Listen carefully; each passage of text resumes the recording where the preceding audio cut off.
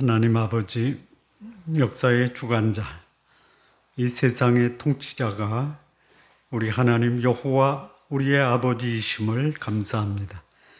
오늘 이 역사 속에 등장하신 우리 하나님 아버지의 이 놀라운 역사를 우리가 보고 우리에게 동일한 그 하나님이 우리의 인생 주관하시는 것, 우리도 실감하며 감사하며 하나님을 찬양하며 살아가는 귀한 성도님들 모두 되게 하옵소서. 예수님의 이름으로 기도합니다. 아멘. 이사야가 쓰여질 때 하나님은 이사야 선지자를 통해서 그 시대에 하나님의 백성들의 소위 우상 숭배, 죄악, 그리고 불순종하는 유다 백성들을 하나님이 경고하시고 그리고 심판하시는 그 예언의 말씀을 이사야에게 주십니다. 우리 성도님들, 누군가가 여러분에게 진실된 마음으로 또 여러분을 위하는 마음으로 여러분의 삶에 대해서 지적하고 경고하고 그리고 심판의 예언을 하면 기분이 어떻습니까? 그런 말 함부로 나한테 못하죠. 그런 말을 누가 혹시 했다면 네가 뭔데?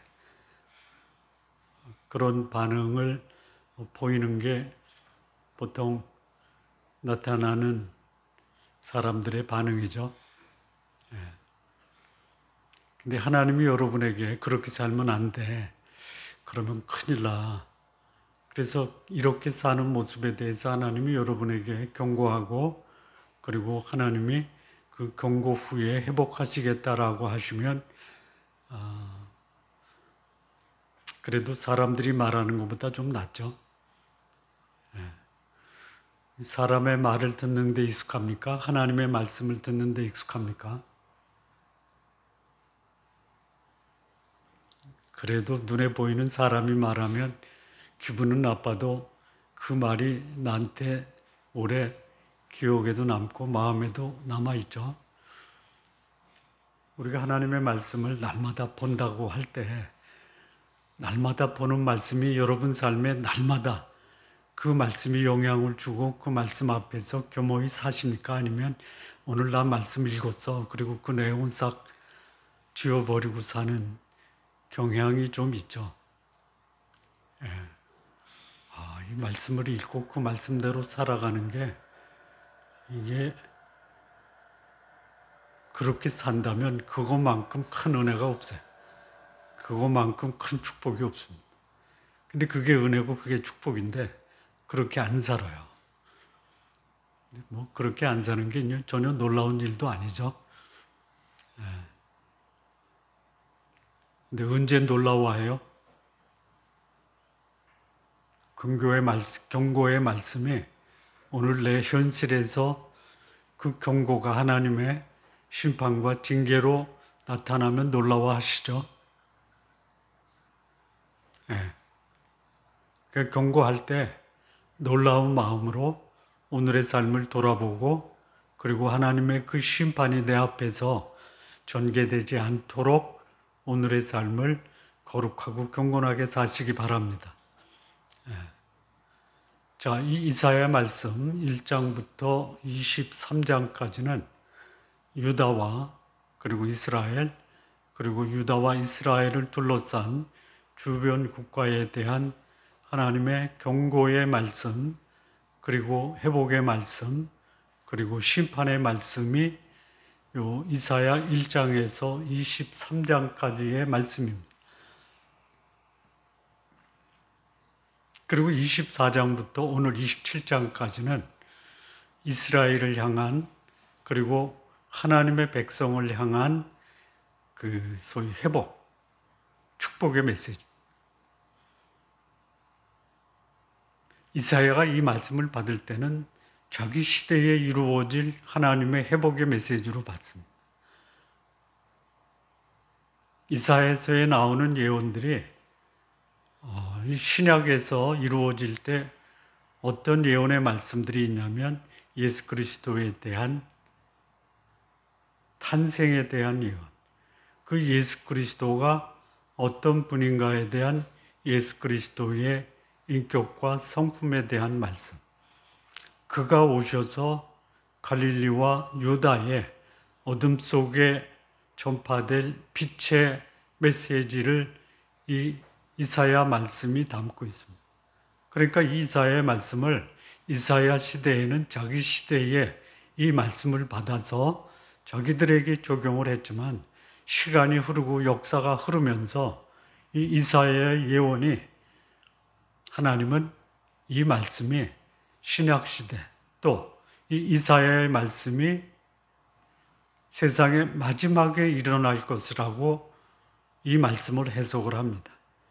오늘 이 본문의 말씀은 24장부터 27장 이 성경학자들 그리고 이 예언의 말씀을 받은 이사야와 동일한 하나님의 계시의 말씀을 받은 사도 요한이 이 말씀과 같은 세상 마지막의 예언의 말씀을 하고 있는 그 내용과 일치하고 있다는 거예요. 그래서 하나님이 이사야에게는 자기 시대에 하나님의 경고와 심판을 받는 유대인들에게 그들에게 하나님의 회복의 메시지, 위로의 메시지 이 말씀을 주세요. 당시에 이 유다를 괴롭히는 이 대표적인 세 나라를 꼽으라면 오늘 본문에 두 나라가 나와요. 하나는 어디냐면 아수르, 큰 창이라는 하수라고 하는 게 어디냐면 아수르예요. 이게 다른 성경에서는 창이라는 하수라고 하지 않고 유브라데 강이라고 합니다. 또 하나는 어디냐면 그 후 이사야가 세상을 떠나고 당시 세계를 제패했던 바벨론이에요.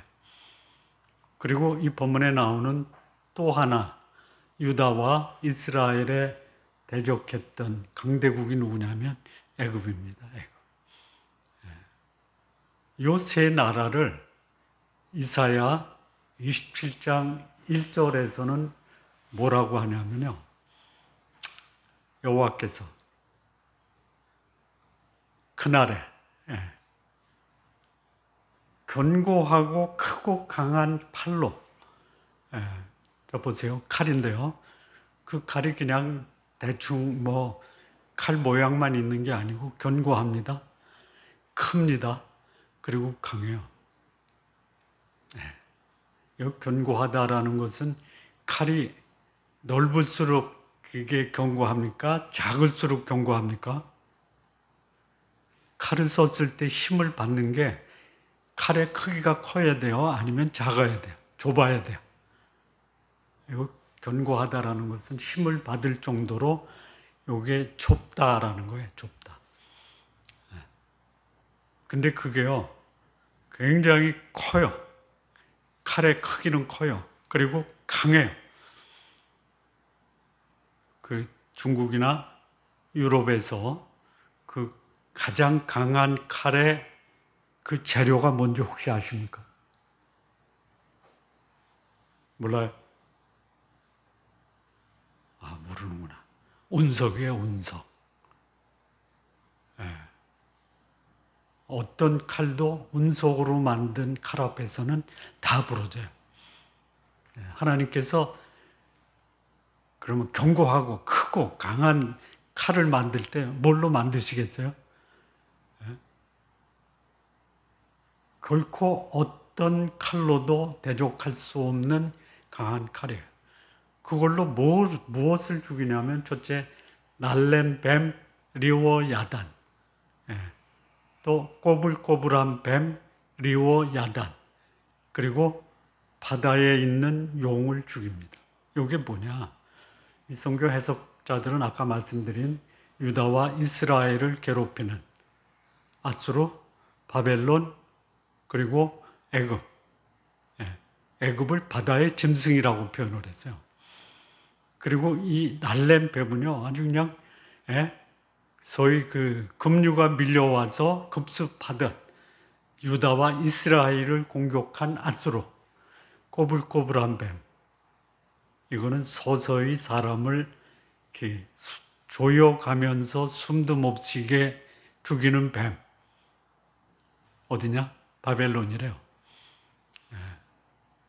역사의 마지막에 하나님이 이 땅을 통치하는 제국의 왕으로 소위 사단과 바다에서 올라온 짐승과 땅에서 올라온 짐승이 누구를 세우냐면 음녀, 곧 바벨론을 세웁니다.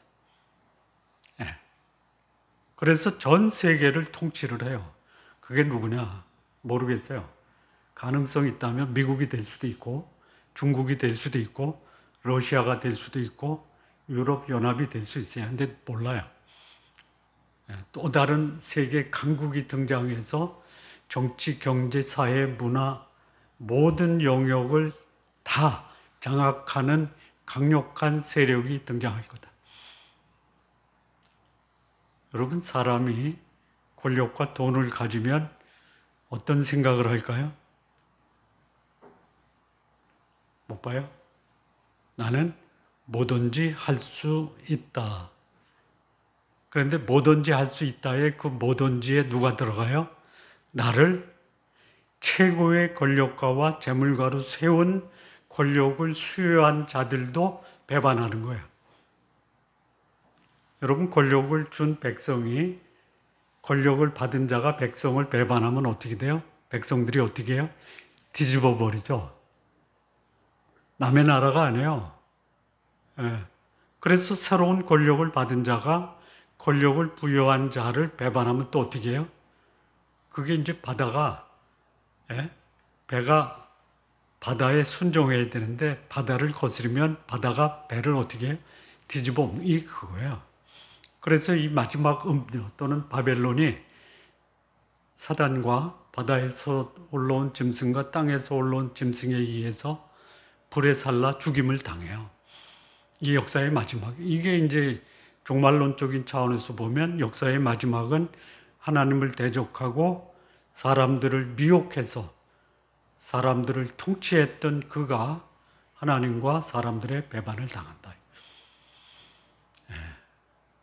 그리고 이때 그 용이, 이 바벨론, 이 용, 바다에서 올라온 용, 꼬불꼬불한 뱀, 리오야다는 이건 전설의 동물입니다. 전설의 동물. 이거를 악어라고도 하고 바다에 사는 고래라고도 하고 또는 그 정체가 뭔지 모르는 바다의 괴물이라고도 해요. 이게 리오야단입니다. 이 리오야단을 자기 소설에 아주 중요한 등장인물로 사용한 사람이 누구냐면 괴테예요. 괴테. 파우스트. 그러니까 그거는 악한 존재 또는 사단의 대리인. 그래서 하나님이 이 사단의 대리인 아수르, 바벨론, 아랍을 멸망시켜요. 그리고 나서 어떻게 하냐면 하나님이 이 포도원을 하나님이 하나님의 백성들에게 노래하게 합니다. 여러분, 내가 어떤 광경을 보고 노래하는 것은 그 광경이 아름다운 거죠. 여기 포도원이 뭐라고 하냐면 아름답다라고 그래요. 그러면 이 마지막에 이 포도원이 아름답기 전에는 어땠어요? 아름다운 포도원의 반대는 뭐예요? 황폐한 포도원이에요. 우리 이사야서를 지금까지 함께 말씀을 나누면서 이사야 5장에는 이 포도원이 어떻게 됐어요? 황폐했어요. 좋은 포도나무를 기대했는데 거기서 맺혀지는 포도나무에서 맺혀지는 포도가 무슨 포도였어요? 들포도였어요. 이게 써서 먹지도 못해요. 쓸모없어요. 그래서 그거를 다 걷어다가 불쏘시개를 쓰는 거예요. 누가 그랬어요? 하나님의 나라가 그랬어요. 여러분, 하나님의 백성과 하나님의 백성이 사는 나라가 들포도 황폐한 포도원이 될 수 있어요. 하나님의 나라가 황폐한 포도원으로 바뀌는 결정적인 세 가지 요인이 뭐예요? 첫째는 우상 숭배, 두 번째는 교만, 세 번째는 탐심. 그런데 여러분, 이게 어디서 벌어지냐면요, 저쪽 동네가 아니에요. 우리 동네에서 벌어지는 거예요. 하나님을 믿는 하나님의 공동체, 우리의 가정에서도 이런 교만과 우상 숭배와 탐심이 깊이 뿌리를 내리고 있어요. 어떻게 알 수 있느냐? 우리의 기도의 내용을 들어보면 이 세 가지 범위를 못 벗어나요. 그러면서 하나님의 은혜와 축복을 기대하고 있어요. 그거는 뭐를 부르는 거냐면요, 내 아름다운 포도원을 황폐한 포도원으로 만드는, 내 교만과 우상 숭배와 탐심은 하나님의 백성을 그야말로 심판과 저주를 받는 그런 심판의 대상으로 만들게 한다는. 근데 그것을 하나님은 마지막 때에, 또 여기 이사야를 통해서 그 시대의 유대인들에게 애굽과 아수르와 바벨론이 망하고 아름다운 포도원으로 이 유다를 회복할 것이다라는, 그래서 거기서 노래할 거예요. 근데 노래하게 되는 그 결정적인 그 근원이 뭐냐? 3절에 나 여호와가 포도원 지기가 되는 거예요. 포도원 지기가 돼서 때때로 물을 주고 밤낮으로 간수해서 아무도 해치지 못하게 해요. 외부의 적들, 여기 날랜 뱀, 꼬불꼬불한 뱀, 바다에 있는 용은 하나님이 불살로 버려요. 없어요, 이제. 그리고 그 포도원을 아름답게 만들어서 노래하게 하세요. 물도 줘요. 밤낮 간수해요. 외부의 침입이 없게끔 보호를 하세요. 문제가 있어요. 적이 내부에 있어요? 외부에 있어요? 여러분을 해치는 적이 여러분 밖에 있어요? 여러분 안에 있어요? 안에 있어요, 안에. 여기요, 하나님은 이 포도원, 하나님의 백성, 하나님의 나라, 하나님의 공동체에 대해서는 이제 더 이상 하나님이 진노하지 않으세요. 이게 하나님의 본심이에요. 그런데 진노를 불러요. 누가 불러요? 포도원 안에 있는 이 포도나무가 하나님의 진노를 불러요. 그게 뭐예요? 찔레와 가시가 나를 대적하여 싸운다 하자. 내가 그것을 밟고 모아 불사르리라. 여기 불사르는 대상, 하나님이 그 아름다운 포도원 밖에서 포도원을 짓밟았던 날랜 뱀, 꼬불꼬불한 뱀, 바다의 용을 불살라서 제거하잖아요. 언제 이게 마지막, 세상 마지막에 하나님이 그렇게 역사하는데요. 그런데 여전히 그 포도원 안에 찔레와 가시가 있어요. 요거를 이제 개역 개정에 이렇게 돼. 개역에는 뭐라고 되어 있냐면 엉겅퀴와 가시 덤불이라고 그래요. 그걸 찔레와 가시라고 그랬어요. 그 농사 짓는 사람 가수원이나 밭에 그 김을 맬 때 거기에 가시나무가 있고 엉겅퀴가 있다. 다 걷어내죠. 근데 이게 뭐예요? 포도나무 중에 포도송이는 못 맺고 찔레와 가시가 된 그런 종자들이 있다는 거예요. 내부의 우상 숭배와 교만과 탐심이 남아 있다는 거예요. 이야, 여러분, 여러분의 교만과 탐심과 우상 숭배가 여러분을 풍성하게 합니까? 여러분을 초라하고 비참하게 합니까? 그런 거 안 해봐서 모르죠.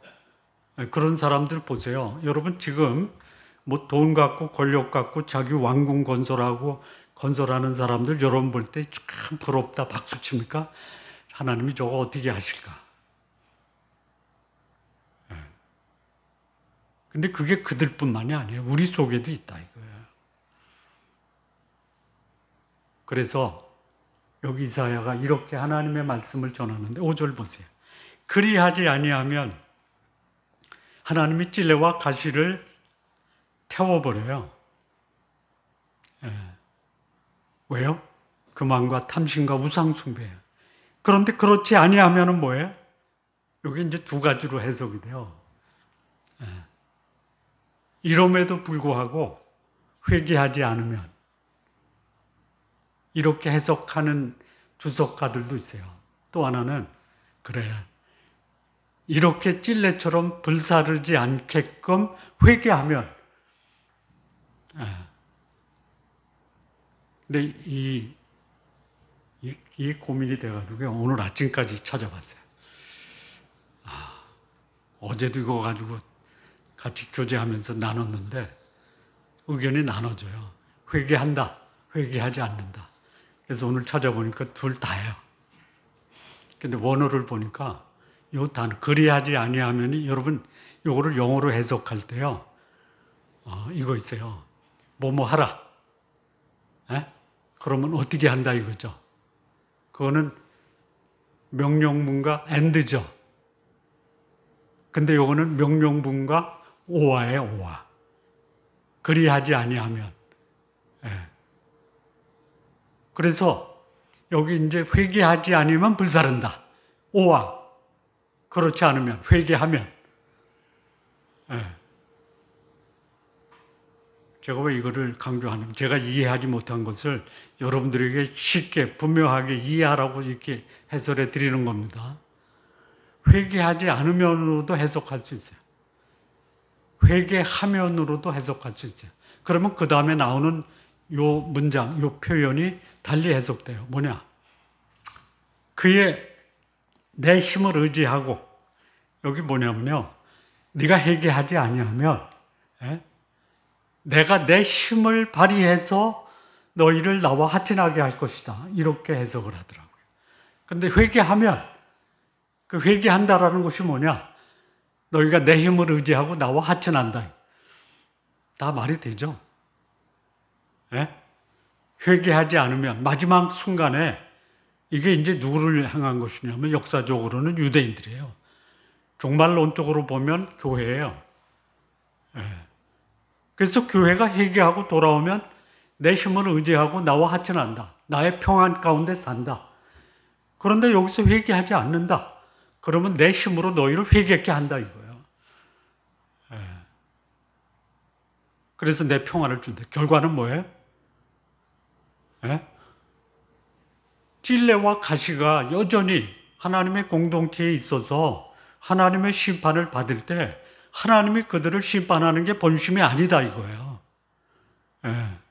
그들을 회복하고 회개케 하는 건데 그래서 회개하든 회개하지 않든 내 힘을 발휘해서 너희를 회개케 할 거고 회개하면 감사하고 그래서 나의 평안을 너희에게 주겠다. 이게 언제예요?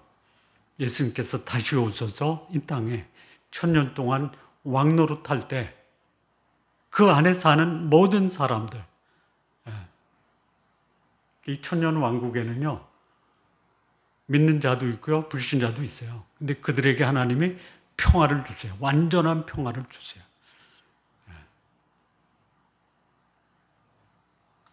그래서 하나님이 그 후일 여기 그날이나 1절, 2절의 그날이나 6절의 후일에 똑같은 거예요. 하나님의 완전한 통치가 이루어질 그때에 야곱의 뿌리가 바뀐다. 이것도 야곱이라는 게 두 가지 의미가 있어요. 유대인 전체 또는 하나님의 은혜로 회개하고 돌아와 하나님의 백성이 된 후일에 하나님의 나라에 들어가는 모든 하나님의 백성, 신앙 공동체, 교회로 해석할 수 있어요. 근데 이거를 가지고 이제 오늘날 유대인들은 유대인 전체는 마지막에 하나님이 구원하신다 이렇게 해석을 해요. 틀린 말은 아니에요. 그런데 여기 찔레와 가시는 불살로 버려요. 불사르고 나서 그래도 남아있는 그 유대인들을 하나님이 다 회개케 하셔서 하나님과 평화롭게 하는 거예요. 그래서 이스라엘의 우미 돋고 꽃이 피고 그들의 결실이 지면을 채우는 거예요. 무슨 말이에요? 하나님이 하나님의 백성을 마지막에 가장 아름답고 풍성한 삶을 공급하신다. 여러분, 과정이 좋은데 결과가 나쁘다. 그걸 복이라고 할 수 있어요? 과정은 힘든데 결과가 좋다. 그거는 복이라고 할 수 있어요? 아이고, 반응이 없어. 결과가 좋아야 돼요. 폼 잡고, 돈 쓰고, 쾌락을 즐기다가 마지막 종말이 불에 살라졌다. 그건 비극이에요. 근데 이 거룩한 삶, 하나님의 뜻에 순종하는 삶을 살면서 힘들고 괴롭고 어렵게 사는데 하나님이 그를 마침내 영광스럽게 하셨다. 이게 하나님의 백성이 살아야 될 삶의 소망이라는 거예요. 이게 복음이에요. 과정도 힘든데 마지막도 힘들다. 이거는 복음이 아니에요. 그래서 하나님이 그 하나님의 백성을 회복하기 위해서 하나님이 잘못된 하나님의 백성들을 소위 징계하십니다. 징계. 7절, 8절이에요. 주께서 그 백성을 치셨어요. 역사를 통해서 수없이 많이 하나님의 백성을 징계하셨어요. 때로는 블레셋, 때로는 아말렉, 때로는 암몬, 때로는 모압, 때로는 아람, 마지막에 애굽과 아수르와 바벨론. 근데 그 하나님의 백성이 잘못해서 징계를 하셨는데 그 징계가 하나님의 백성을 괴롭힌 그 이방 족속을 하나님이 심판하는 것과는 차원이 다르다. 애굽, 아수르, 바벨론 이건 그야말로 멸절시키는 거예요. 그런데 하나님의 나라는 그들을 징계하지만 뭐가 남아요? 불 속에서 심판하셔서 불에 탄 그루터기를 남겨요. 남은 자가 있어요. 그래서 그 남은 자를 통해서 또 하나님은 하나님의 나라를 확장시켜 나가는 거예요.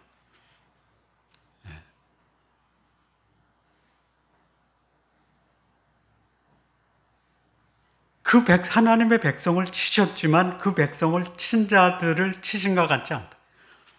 백성을 죽임이 당했는데 그 백성을 죽인 자의 죽임을 당한 것 같지 않다. 여러분, 잘못된 사람이 법의 심판을 받아서 감옥에 가면 막 박수치죠. 그런데 내 자식이 잘못해서 법의 처벌을 받으면 박수쳐요? 가슴이 아파요? 가슴이 아픈 거예요.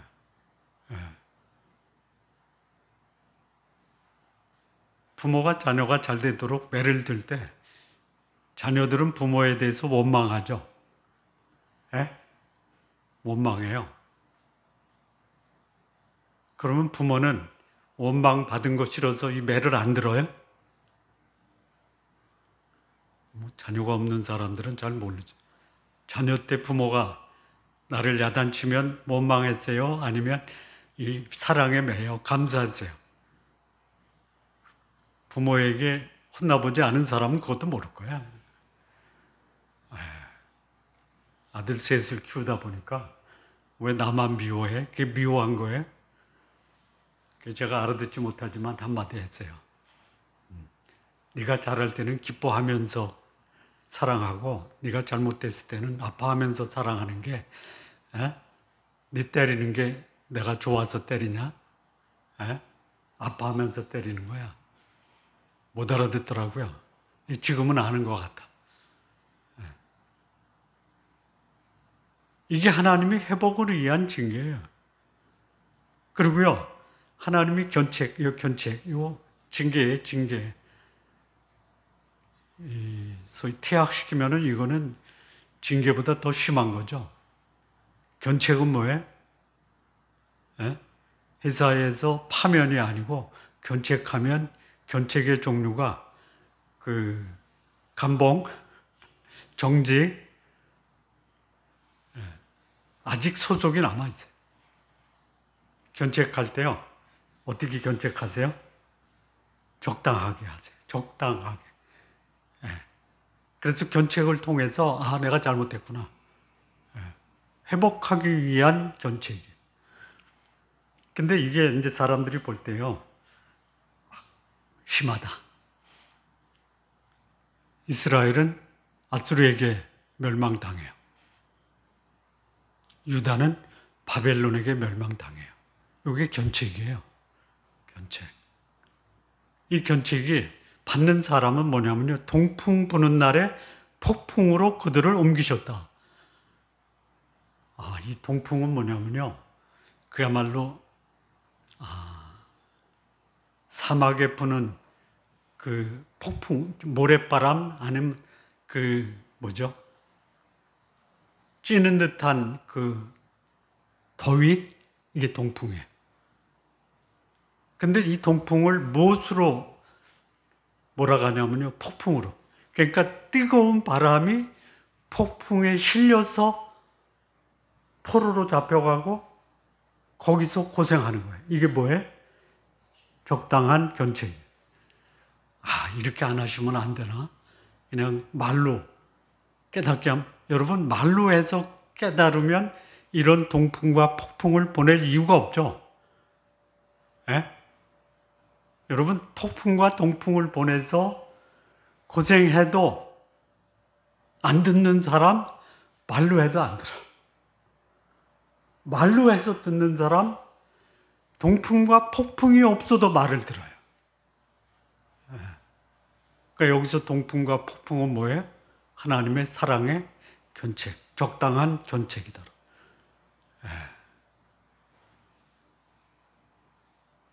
마지막 날에 하나님이 이렇게 하나님의 백성을 정화시키고 회복시키기 위해서 하나님이 심판 속에서 그들을 견책하세요. 이게 무슨 소리예요? 마지막 하나님의 심판의 날, 성도들이 통과하죠. 성도들이 통과해요. 보호하세요. 동풍과 폭풍 속에서 그들을 보호하세요. 그런데 하나님을 대적했던 이 불신앙의 세력들, 그들은요, 하나님이 삭스리하는. 그래서 이런 적당한 견책을 통해서 하나님이 의도하신 바가 뭐냐? 9절 보면요, 야곱의 불의가 속함을 얻고요, 죄 없이 함을 받는 결과가 이루어진다. 제사함과 거룩함이 회복이 되는 거예요. 그런데 이 소위 하나님의 백성의 찔레와 가시 또는 견책을 받게 해서 하나님의 동풍과 폭풍을 불어오는 게 뭐냐? 그 다음에 나와요. 그가 제단의 모든 돌을 부서진 햇돌 같게 하며 아세라와 태양상이 다시 서지 못하게 함에 있는 것이라.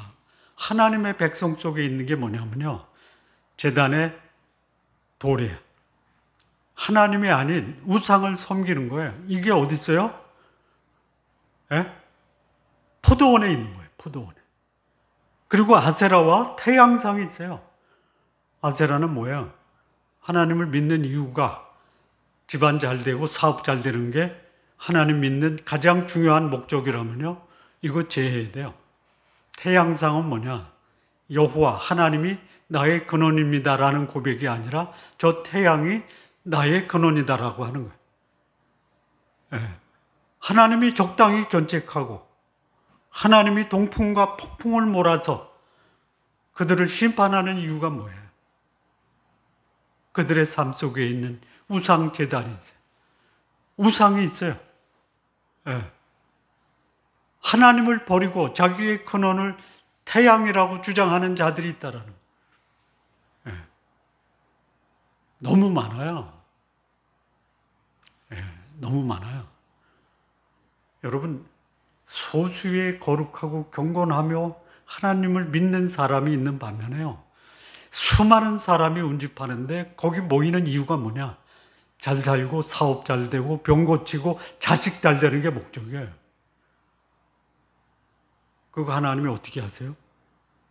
적당히 견책하셔야 돼요. 적당히. 뭘로? 동풍과 폭풍으로. 예. 그렇게 하시기 전에 내가 먼저 내려놓으세요. 예? 우상제단도 내려놓고 아세라도 내려놓고 그리고 태양상도 내려놔. 예. 이게 뭐 하는 거예요? 하나님 앞에서 거룩하고 경건하게 산다. 예. 죄와 싸워서 죽기까지 싸운다. 예. 그게 싫은 거예요. 죄와 적당히 타협하고 거룩함보다 좀 더러워지고. 그런데 하나님이 그렇게 이 세상에 강한 자들을 어떻게 하시냐면요, 10절 11절 보시죠. 대적 견고한 성읍, 적막하고 거처가 항모하며 버림받아 광야와 같은 적, 송아지가 거기서 먹고 거기 누우며 그 나무 가지를 먹어 없이 하리라. 이 견고한 성읍은 뭐냐면요, 하나님 없이 인간의 지혜와 그 재물과 권력으로 쌓아놓은 교만의 성에, 아수르, 바벨론, 애굽, 그게 뭐가 돼요? 송아지들이 거기 거하면서 거기에 있는 모든 그 식물을 다 먹어 없애버리는 동물의 거처가 되는 거예요. 이게 무슨 말이에요? 그 견고한 성읍에 사는 불신앙의 세력이 마치 송아지처럼 풀이나 먹고 사는 황폐한 존재로 변화버리는 거예요. 또요, 가지가 말라버려요. 송아지들이 먹어서 없어졌는데 가지가 마르면 꺾여서 여인들이 와서 그것을 뭐로 해요? 불쏘시개예요. 왜 그래요? 지각이 없어서 그래요. 무슨 지각? 내 생명의 근원이 무엇인지, 나를 이 땅에 보내신 하나님의 목적이 무엇인지, 내가 이 땅에서 어떻게 사는 게 가장 보람있고 가치 있는 삶인지를 관심이 없어요. 뭐만 관심 있어요? 내 욕망과 본능만 충족되면 오케이. 그래서 내 욕망과 본능이 충족된다면 이건 뭐 불이 와도 타협하는 거예요. 우리 시대의 모습이 그래요. 목사들이 불의의 세력을 지지하면서 공동 성명을 내고 그러잖아요. 자기한테 불리하니까 어떤 목사는 사단이라고도 하고, 목사들이 편을 갈라서 불의의 세력에 대해서 아부하기도 하고 조항하기도 해요. 그런데 마지막 날에 어떻게 하실 거냐? 12절 13절에 이스라엘 자손들아, 이게 이사야 당시에는 유대인들이라고 할 수 있어요. 그날에 여호와께서 창이라는 하수, 이거는 창이라는 하수는 어디냐면 아수르에, 애굽 시내, 애굽에 과실을 떠는 것 같이 너희를 하나하나 모으시리라. 하나님의 백성을 모으시는 일이 있어요. 세상 마지막에 하나님이 온 천하에 있는 하나님의 백성을 모으실 거예요. 먼저 그리스도 안에서 죽은 자들을 살리시고, 그 후에 우리 살아남은 자도 공중으로 끌어올려 공중에서 주를 영접해요. 13절도 그날에 나팔을 불어요. 누구의 나팔이에요? 하나님의 나팔 소리죠. 하나님이 누구를 통해서 나팔을 부냐면 천사를 통해서 붑니다. 그 찬송가는 조금 수정해야 돼요. 하나님의 나팔 소리, 천지 진동할 때에 하나님의 나팔 소리를 천사가 부는 겁니다. 그러면 아수르 땅에서 멸망하는 자들, 애굽 땅에서 쫓겨난 자들이 앞에 12절에 나오는 창이라는 요 아수르, 애굽시네, 이거 애굽이죠. 쫓겨난 자들이 돌아와서 예루살렘 성산에서 여호와께 예배하리라.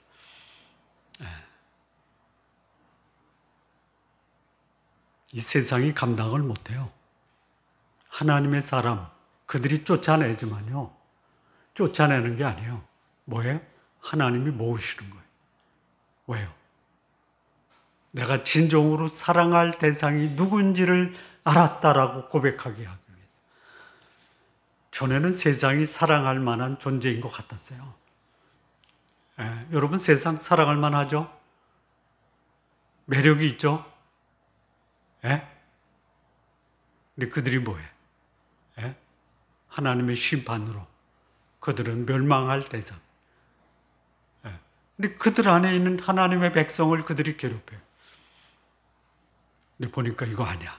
하나님이 보호하세요. 이들을 내가 여기서 포로로 잡아가지고 있으면 오히려 나한테 해가 된다. 하나님의 백성을 괴롭히는 자가요. 잘 될 수도 있지만요. 결과는 뭐예요? 안 되겠다. 하나님의 백성을 돌려보내는. 세상이 힘을 가지고 하나님의 백성을 위협할 때요. 두려워하지 마십시오. 뭐 토지 공개념 하겠다. 두려워하지 마십시오. 개인 사유재산 인정 안 하겠다. 그런 조짐도 있어요. 그게 안 되면요. 부동산 폭등시켜서 세금으로 걷어갈 수도 있어요. 두려워하지 마십시오. 두려워하지 마십시오. 오히려 그들이 하나님의 백성을 감당 못해요. 쫓아내요. 그리고 하나님의 백성은 하나님의 나라, 새 예루살렘, 거룩한 성, 당시 이사야 시대에는 예루살렘으로의 기관이에요. 거기서 뭐예요? 여호와께 경배한다. 이 경배가 뭐냐면요.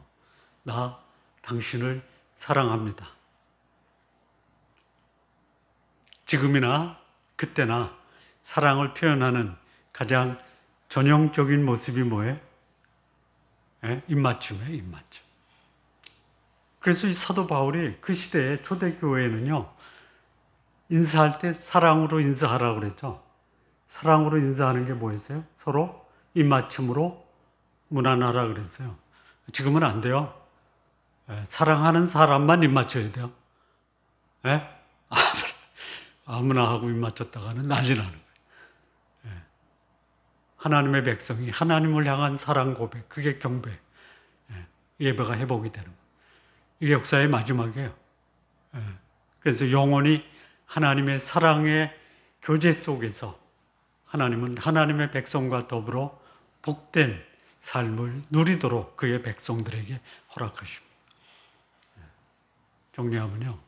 하나님의 마지막 역사는 이 세상의 불신앙의 세력을 하나님이 파멸시키고 그리고 그들을 보호하시고 그들 속에 있는 교만과 우상 숭배 제거하신 다음에 영원히 하나님 나라에서 하나님과 사랑의 교제 가운데 거하게 하신다.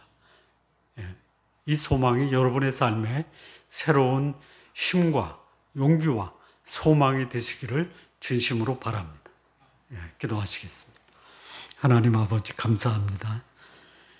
오늘 이 시대의 어두움이 세상에 강한 위력으로 하나님의 백성에게 위협이 될 수 있는 그런 모습들이 있지만 그러나 우리가 하나님의 크고 위대하신 섭리와 계획 아래 평안히 안전하게 살게 하시고 하나님과 더불어 깊은 사랑의 교제 가운데 살게 하옵소서. 예수님의 이름으로 기도합니다. 아멘.